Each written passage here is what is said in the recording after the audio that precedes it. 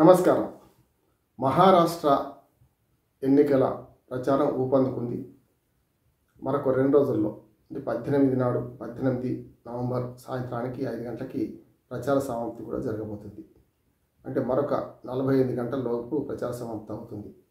కనుక ఆ రకంగా చూసుకుంటే మరి ప్రచార ఉధృతి పెరిగింది. ఇప్పటికే 2 సార్లు తెలంగాణ ముఖ్యమంత్రి రేవంత్ రెడ్డి అక్కడ ప్రచారం చేసి వచ్చారు.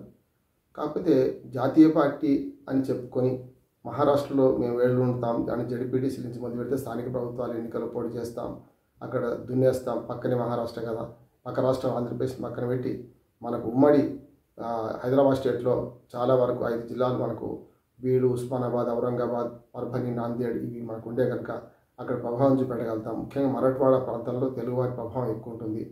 అట్లాగే రామ్టెక్ నుంచి కూడా గతంలో మనకు పివి నరసింహారావు గారు ఎంపీగా గెలిచారు. 2 సార్లు ఎంపీగా అక్కడి నుంచే ఉన్నారు ఆయన.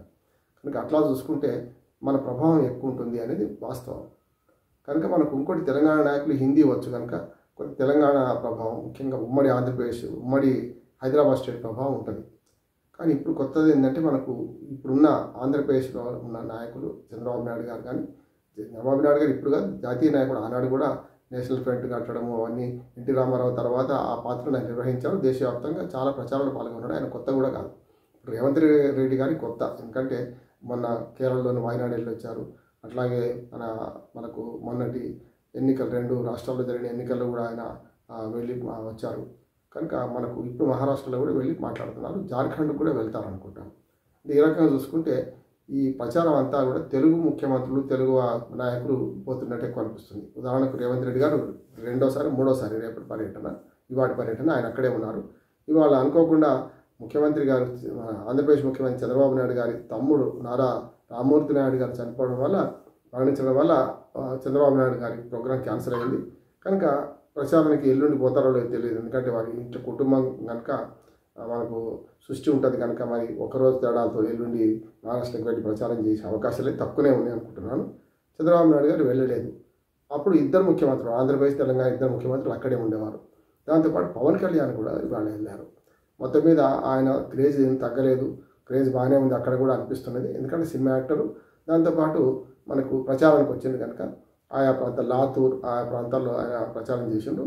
హిందీలో మాట్లాడిండు, కొంత మరాఠీలో మొదలుపెట్టిండు. మరాఠీలో మొదలుపెట్టడం ఒక మంచి ఆలోచన. ఎందుకంటే మన నరేంద్ర మోడీ భారత ప్రధానమంత్రి కూడా ఏ రాష్ట్రానికి వెళ్తే అందరికీ నమస్కారం అని తెలుగుకి వస్తే, తమిళంకి వస్తే తమిళంలో నమస్కారం పెట్టడం, ఇట్లా మొత్తం మీద ఆయా భాషలలో ఆయన ప్రసంగం మొదలుపెట్టి తర్వాత హిందీలో మాట్లాడతారు.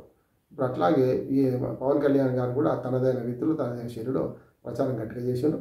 అందులో ముఖ్యంగా ఆయన పేర్కొనే విషయాలలో కేవలం మహాయతికి ప్రచారం చేయడానికి రాలేదు, మహాయతి కూటమికి మాత్రమే నేను వచ్చింది అని మరాఠీ ప్రజలకు మొక్కుతూ మరాఠవాడ యోధుడైన శివాజీ మహారాజును, సంభాజీని మెచ్చుకోవడం, ఆ తర్వాత జిజియాబాయి గురించి ప్రస్తావించడము, అట్లాగే అంబేద్కర్ ఈ ప్రాంతం వాడు, అంబేద్కర్ పుట్టిన నేలకు నేను మొక్కుతున్నాను అనడము, దాంతోపాటు అనేక అంటే ఆ మరాఠవాడ యోధుల గురించి మాట్లాడుతూ ఆయన ప్రసంగం మొదలుపెట్టారు. అందుకనే అంబేద్కర్ను పొగిడిండు. అట్లాగే శివసేన ఉద్ధవ్ థాకరే కన్న తండ్రి ఆయన బాల్ థాకరే గురించి మాట్లాడిండు.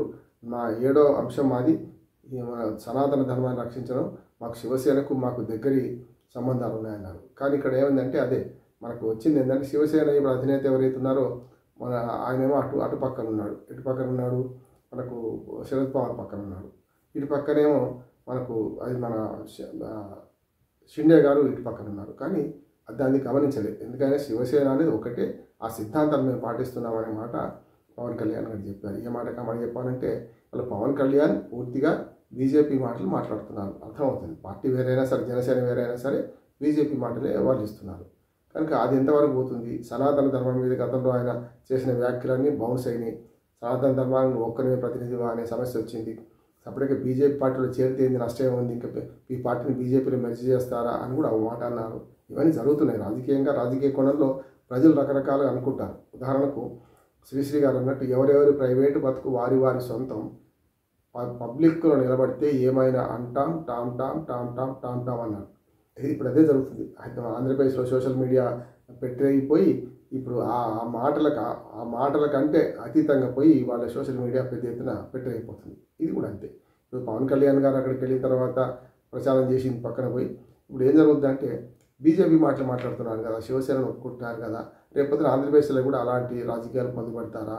రేపు ఆంధ్రప్రదేశ్లో ఒక దిశలో ఒక మాట కూడా వస్తున్నది, మరి జనసేన పార్టీకి లీడర్గా ఉన్నాడు ఎట్లాగో, బీజేపీకి లీడర్లు పెద్దగా లేరు. ఒక రకంగా చెప్పండి, పురంధరేశ్వరి గారు వచ్చినా కూడా ఆయన 2-3 పార్టీలు మారింది. అంతకుముందు తెలుగుదేశం, తర్వాత మనకు కాంగ్రెస్, తర్వాత ఇప్పుడు బీజేపీకి వచ్చింది. కనుక ఆ విశ్వసనీయత ఉండదా అనేది కూడా వివాదాస్పదంగా ఉన్నది.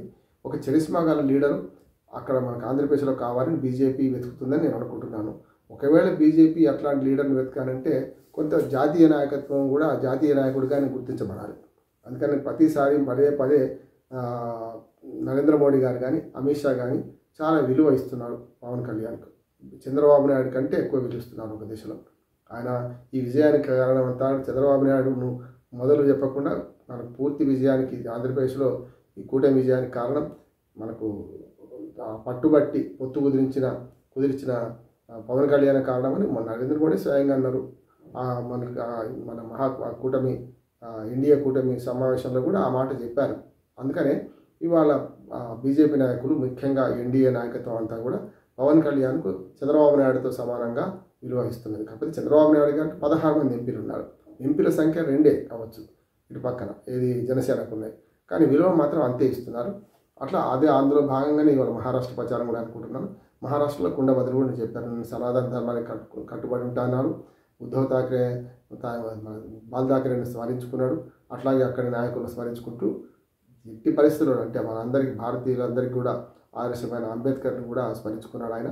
ఈ రకంగా పవన్ కళ్యాణ్ ఒక రాజకీయ ఎత్తుగడ కాకుండా రాజకీయ ఎత్తుగడలో భాగంగా ఆ ప్రాంతాన్ని స్మరించుకోవడం, ఆ ప్రాంతంలో నాయకులు స్మరించుకోవడంతో కొంతవరకు ప్రజల మనసులు చేరువగలరు అనుకోవచ్చు. అంటే ఎంతవరకు ఓట్లు పడతాయి తర్వాత సంగతి.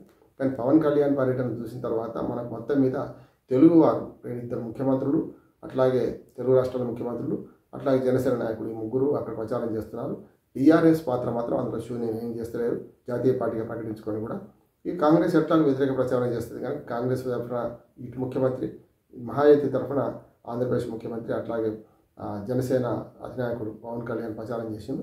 ఈ ప్రభావం ఎంతవరకు ఉంటుంది రేపొద్దున అనేది మరి ఎన్నికల్లో ఓటర్ల తీర్పు ద్వారా తెలుస్తుంది. అప్పటిదాకా మనం వేచి చూడాలి. ఏదైనా తెలుగువారి ప్రచారం మహారాష్ట్రలో పెద్ద ఎత్తున కొనసాగుతుంది అనేది నిర్వివాదాంశం. నమస్కారం.